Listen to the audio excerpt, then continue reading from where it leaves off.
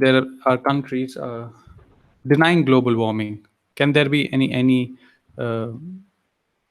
what can be the reason? We discussed that the probable reason, that is mostly because uh, there are countries which are in power dynamics, and these power dynamics are not allowing these countries to accept that they are the ones causing the most destruction to the planet, and they just want to put the blame on someone else. So it's better to first deny that there is any global warming so that they can continue doing what they do.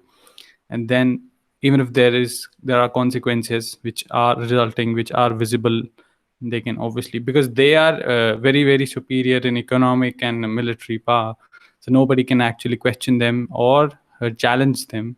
And they're very very well to do people, they can survive, they can live for long. But countries like India, if coronavirus and such pandemics hit us, or floods, they take away a lot of development, they take us a lot many years back. But that is not the case with the developed countries like America and China. They can just spring back up, to where they were. They can make uh, buildings and hospitals and roads and like really really fast, because they have the infrastructure as well as the capital to do that. But we don't, unfortunately. So this is the main reason of the power dynamics, the why the problem arises. 37 billion metric tons of carbon dioxide is released every year. It's increasing. It's continuously increasing. And then we discussed how we should combat global warming. There were various suggestions. One of them is this of experiential learning that we studied in the chapter we are going to study. We are studying in the chapter is in the chapter Journey to the End of the Earth. This is the author. We discussed the difference between Arctic and Antarctica. I hope you remember what is the difference between Arctic and Antarctic.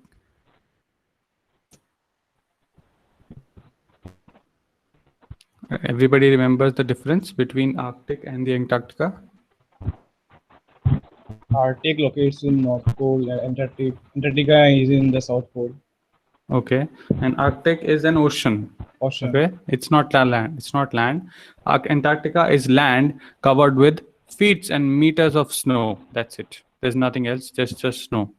Okay. Then we have this program which takes people to both Arctic and Antarctica, and it's experiential environmental education. This was the video about what the program is like. This is where Antarctica is, where the people are going.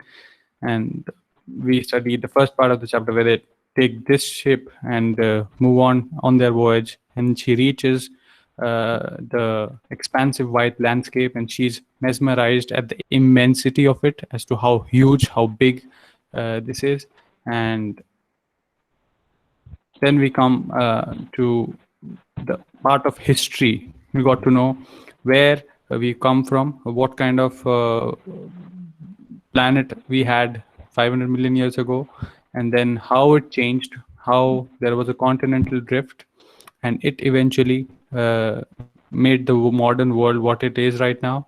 And we saw India jamming up against Eurasia, and which is what made the Himalayas. And then Antarctica is going south. Then there is again a Drake's Passage near South America and Antarctica, which is where the three oceans meet. And then there is a current. So that we studied. Now she is just because there is so much going around the Antarctic, the place where she is at. She is not being able to think about anything else other than our existence, our impact on that planet, and how Antarctica plays a major role in that existence, in our existence as well. So, okay, I think we had read this till here, right? Yes, sir. Okay. For a sun-worshipping South Indian like myself, 2 weeks in a place where 90% of the Earth's total ice volumes are stored is a chilling prospect. Not just for metabolic functions. So, of course, if you are from a hot area, what is metabolism? The way our body functions, okay, how it reacts to the external environment. That is metabolism. Is it biology? People, tell me.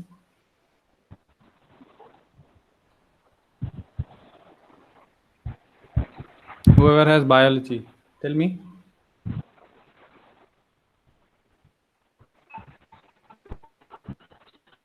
What is metabolism?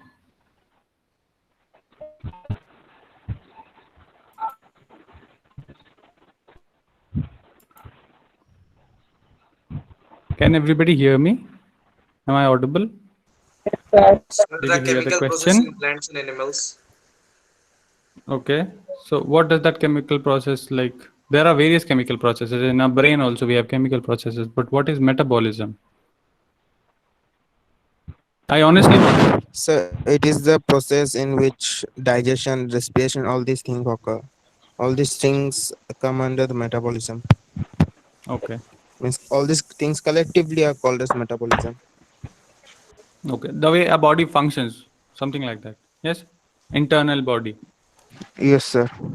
Okay, so if somebody is used to snow, they will obviously function better in snow. They will not be so comfortable in a warm environment.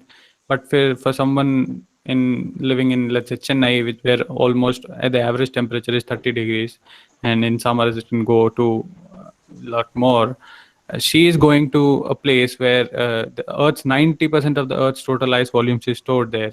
So for metabolic functions, obviously it is a chilling prospect for her because she'll feel really cold, but also because she did not find any human activity, any sign of humans there per se, and no buildings, no trees, no billboards. So she's lost this sense that she was on Earth. She lost this sense of earthly perspective, and she found that there were things from microscopic elements like the phytoplankton, midges, mites to the blue whales. The blue whales are mighty, and she also talked about icebergs, which are as big as countries. And she talked about how everything was just covered in silence because there was only silence there, and it was only interrupted by an occasional avalanche. Avalanche? You did not tell me yesterday. What is an avalanche? So when snow is जब snow जब ढीला होता है जब पहाड़ पे तो वो जब मतलब थोड़े से भी शेक से वो स्नो जब गिर जाता है. Correct, correct, correct. So, avalanche. Should I show it to you? What is an avalanche? Wait, let me show it to you. Avalanche is when huge amount of ice, okay, it just falls down because,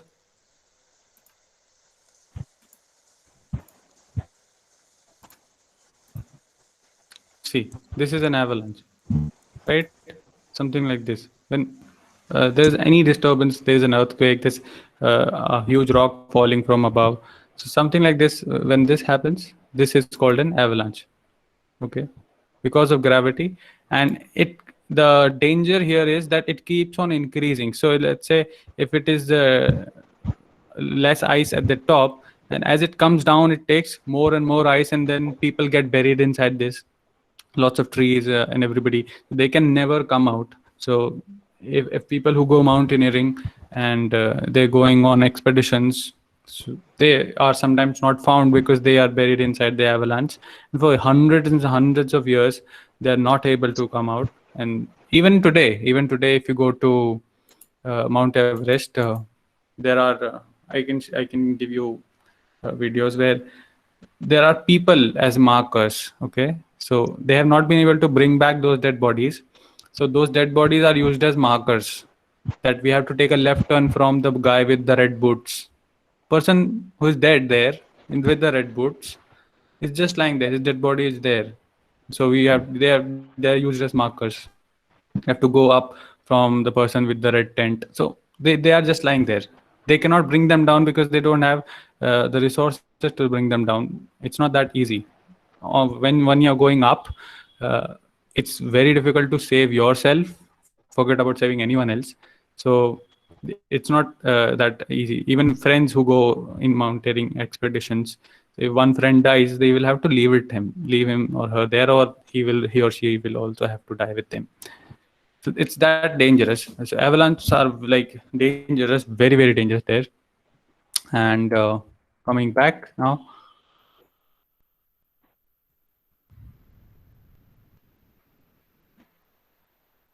to the chapter.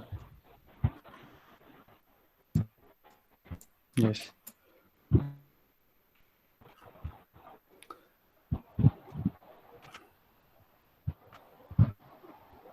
Yes. So, and she also suggested that the prognosis for the human beings, prognosis is just a future prediction. Yes, that human beings are not going to be that. It's not going to be easy for human beings. So, what is the human impact? How have we affected our planet, and in what ways? Human civilizations have been around for a paltry 12,000 years. So we've been on this earth. Our species has been on this earth for only about 12,000 years, and we have created a ruckus. Okay, we have destroyed and only destroyed.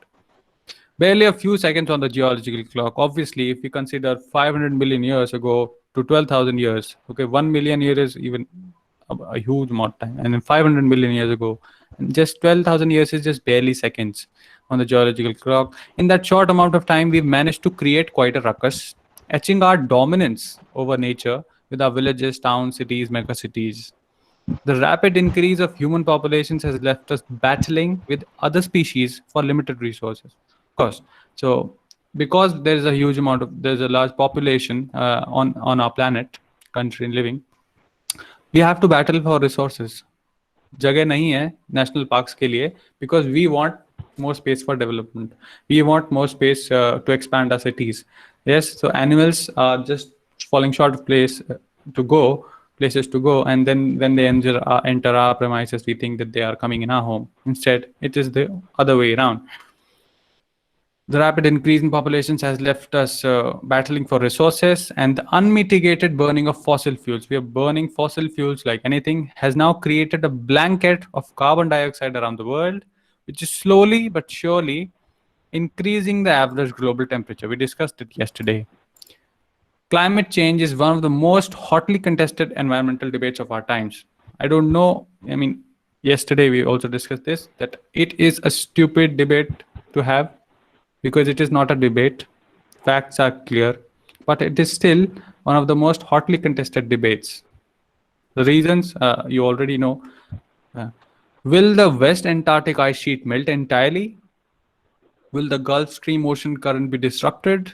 Will it be the end of the world as we know it? Maybe, maybe not.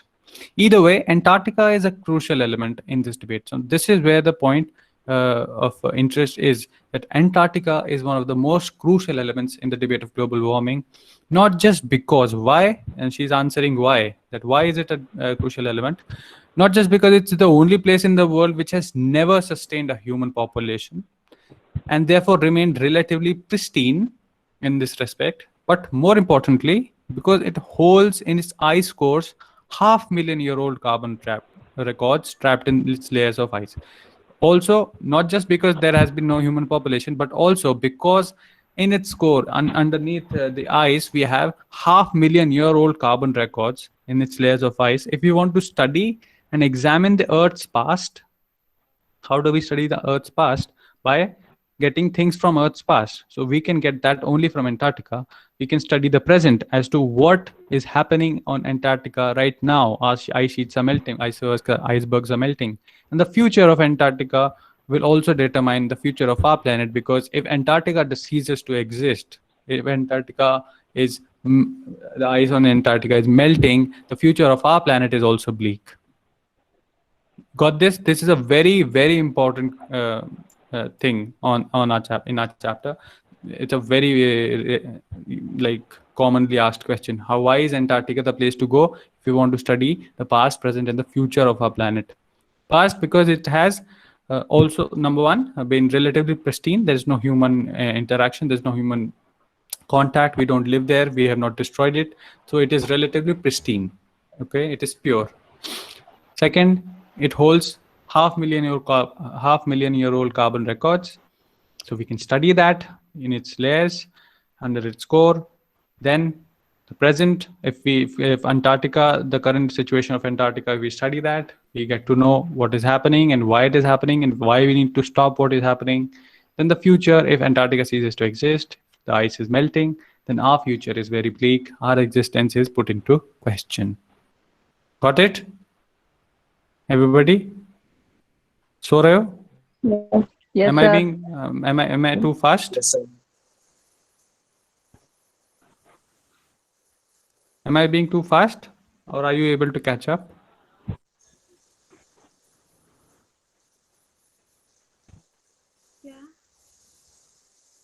मैं ज़्यादा तेज़ पढ़ा रहा हूँ क्या? Am I being fast?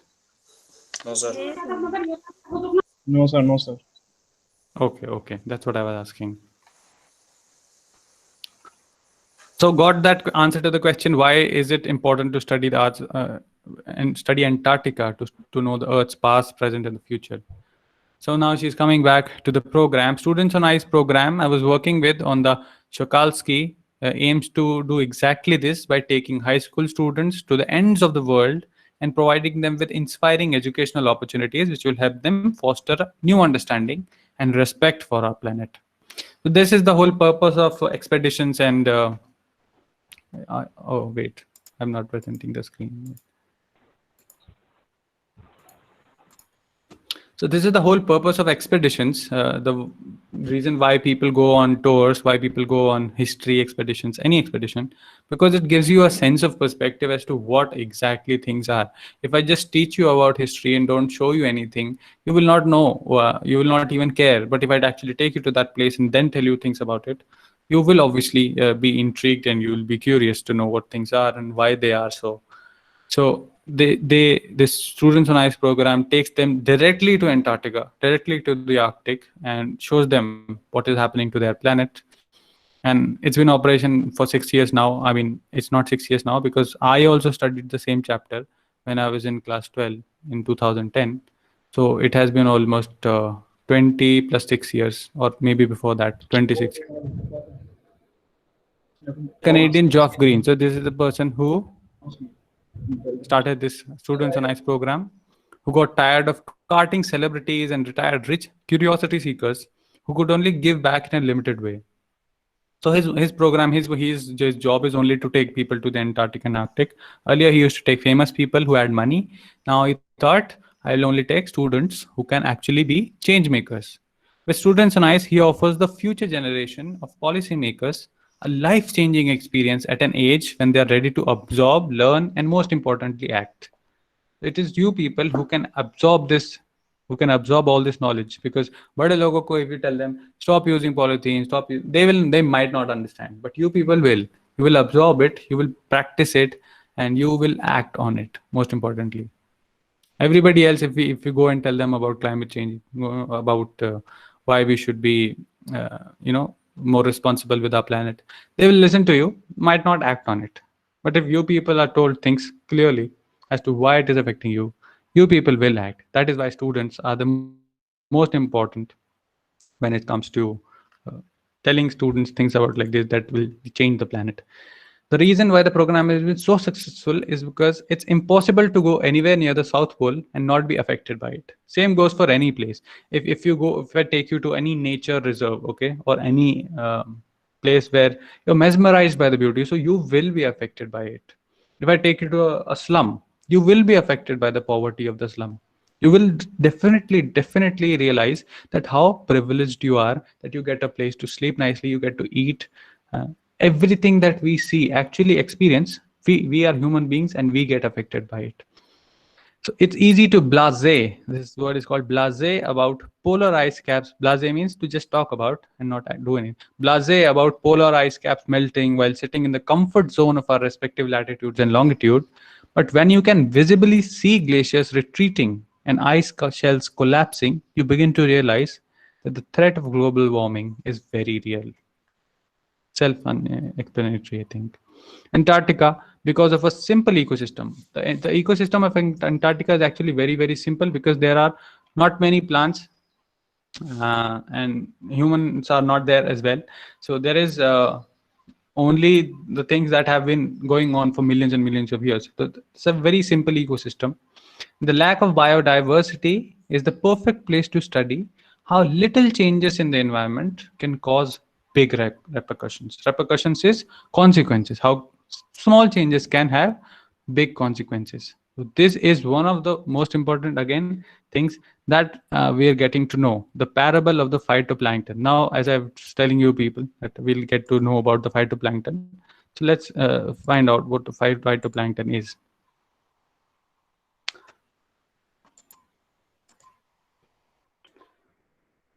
Okay.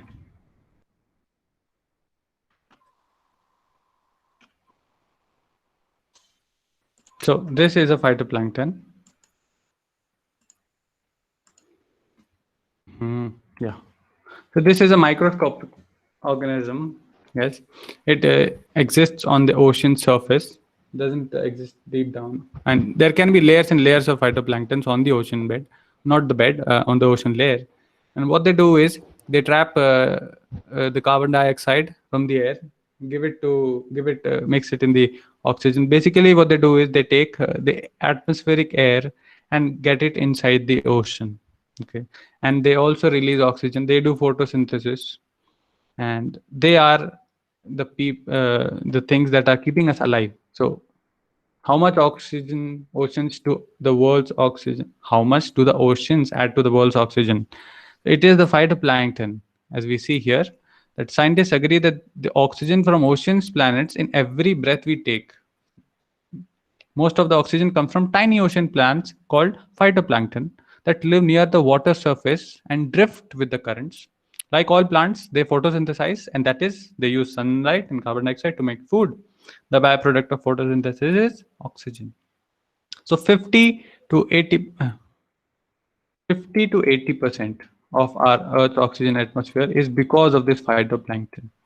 Okay, then coming back.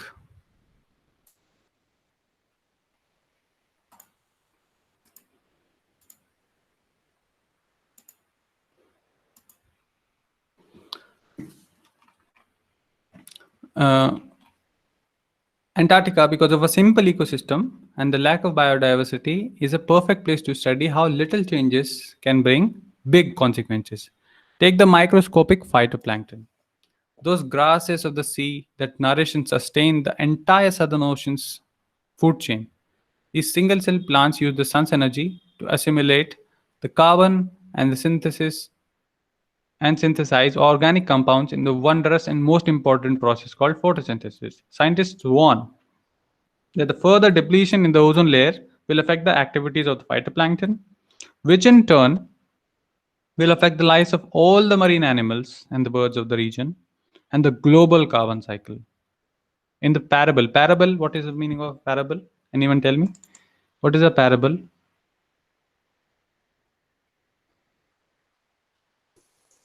Sir, absence. Absence, not really. Absence, no. Anyone else? It's some.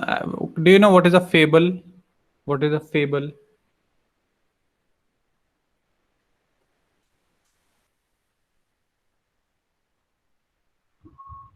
A fable. You know what is a story?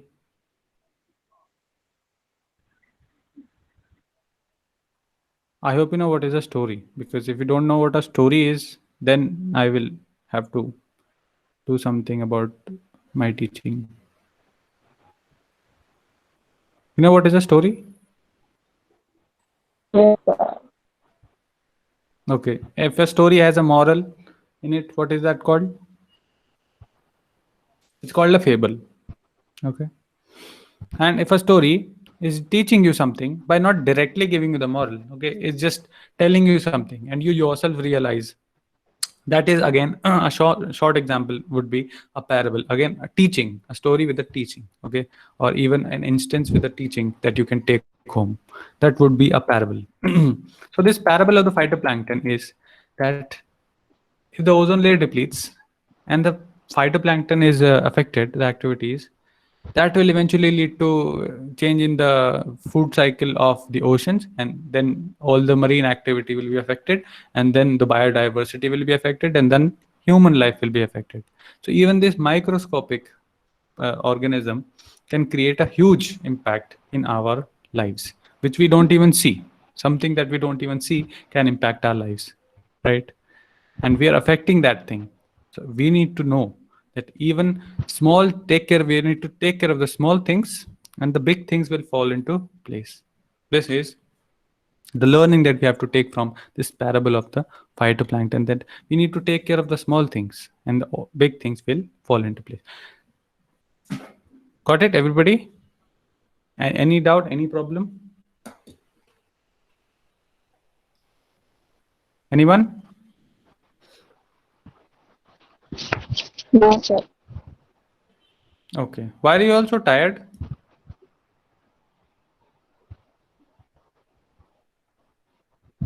Everybody seems sleepy and things like that. Okay. Then we have the walk on the ocean. So she had another experience that she's sharing with us. The Antarctic experience was full of such epiphanies. What is an epiphany?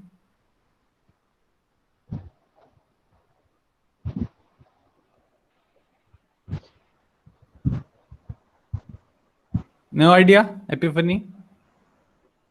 If I say like Archimedes ने जब Archimedes principle जब वो नहा रहा था bathroom में वो पानी में बैठा और उसे आर्किमिडीज प्रिंसिपल पता चला तो उसको क्या हुआ क्या बोला उसने Eureka.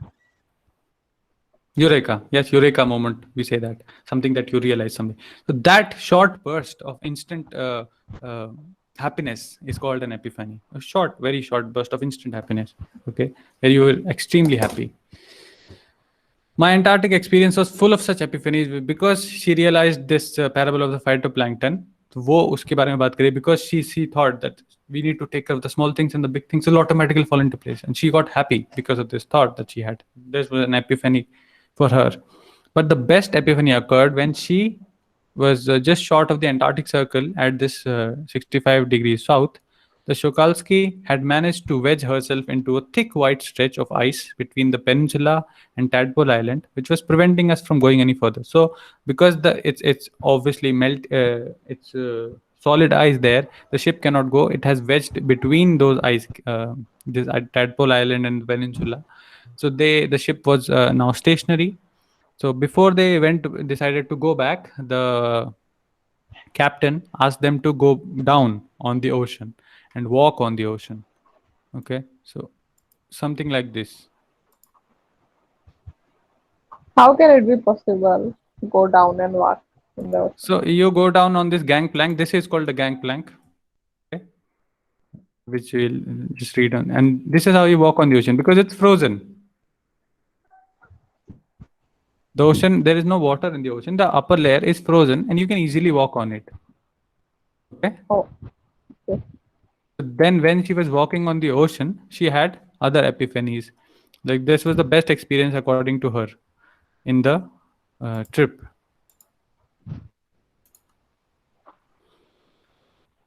Into a wide stretch of ice between the peninsula and Tadpole Island, the captain decided that we were going to turn around and head back north. But before we did, we were all instructed to climb down the gangplank. I showed you what the gangplank is and walk on the ocean. So there we were, all 52 of us, kitted out in Gore-Tex and glares. That is just the equipment that they're wearing, walking on a stark whiteness that seemed to spread out forever. If you have ever seen, like in the movies, they show what heaven is like. It's absolutely white. Everything is just white. She is probably in a similar place where underneath our feet was a meter thick ice pack, and underneath that, 180 meters of living, breathing salt water. In the periphery, crab eater seals were stretching. You know what is a seal? Crab eater seals.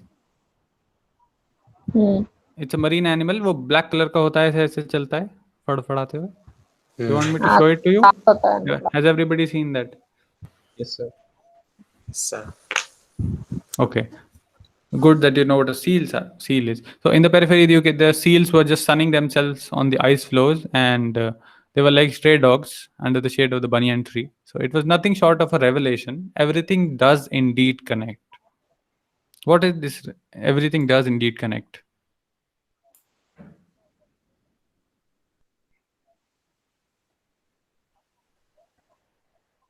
Can anyone just try?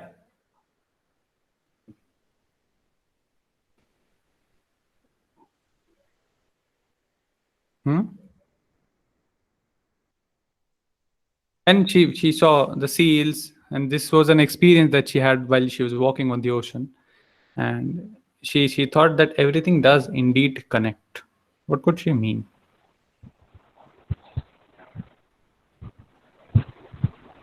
Barsha?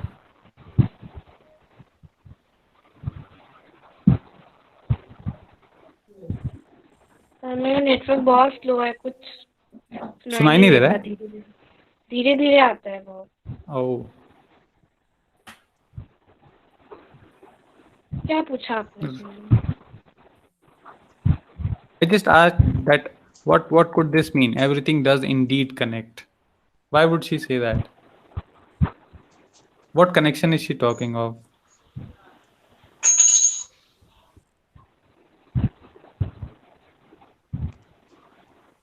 Okay, let's connection with the move. Future. Huh?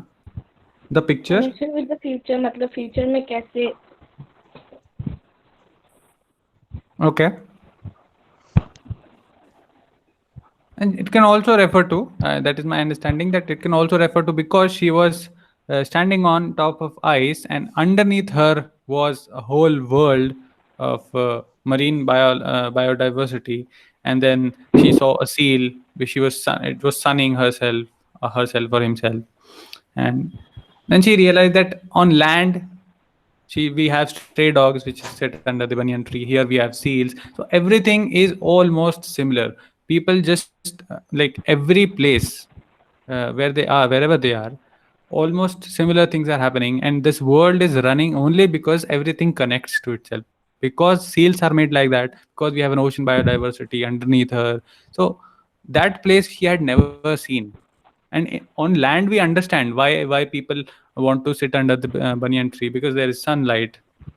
On land we understand everything, but in the ocean, when things are happening, we don't usually know what is happening inside the ocean. But inside the ocean as well, do you know, I hope you know this, that more species, at least thousands of species of marine animals have not yet been discovered, and they're there. Maybe it may be millions as well, because we have not been able to go down to the ocean. They are still not discovered. Okay. And so it's that, you can say, it's something like we don't know about, and suddenly she realizes that it might, everything does indeed connect, everything is related, the earth is going, it's not running on its own, everything has a purpose. 9 time zones, checkpoints, three bodies of water, and many ecospheres later, I was still wondering about the beauty of balance again. As I said, the beauty of balance in play on our planet. How would it be if Antarctica were to become a warm place that it once used to be? Will we be around to see it? Or would we have gone the way of the dinosaurs, mammoths, or the woolly rhinos? These three are species that are extinct now. They are not here anymore. Yes? So she's like, who's to say? But after spending 2 weeks with a bunch of teenagers who still have the idealism to save the world, all I can say is that a lot can happen in a million years. But what a difference a day makes. But what a difference a day makes. Telling us about that particular day, that even on that particular day, she realized this. In million years a lot of things have happened, but if you decide on one particular day, and or even have an experience like this on one particular day, your whole life changes. Yes, there are some experiences some people have, that on one particular day they were like this, and then something happened and then they changed forever. But so one particular day, one experience like this uh, can definitely change everything what we've ever thought of or we will ever be like.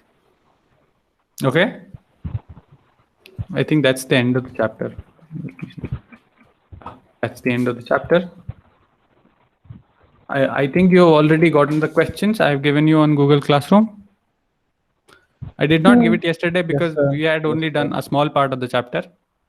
So giving two questions was not like ideal. So I've given it to you today.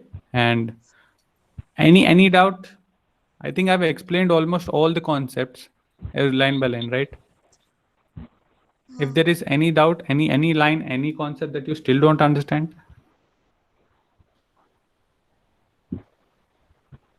you read the questions once that I've given you, and you will be able to answer most of them.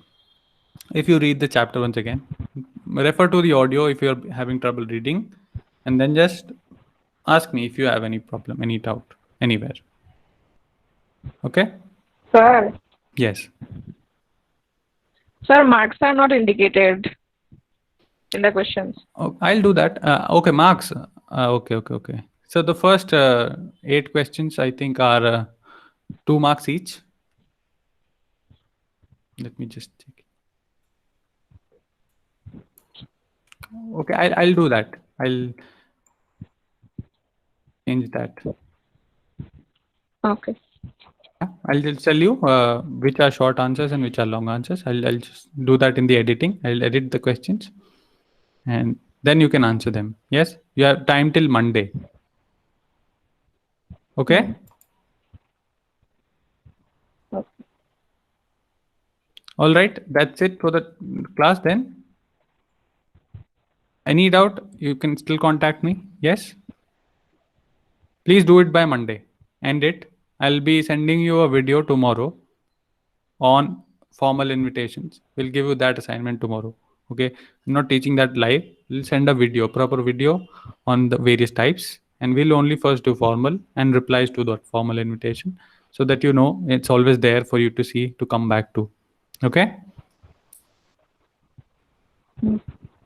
All right. Thank you then. You may leave. The class is ended.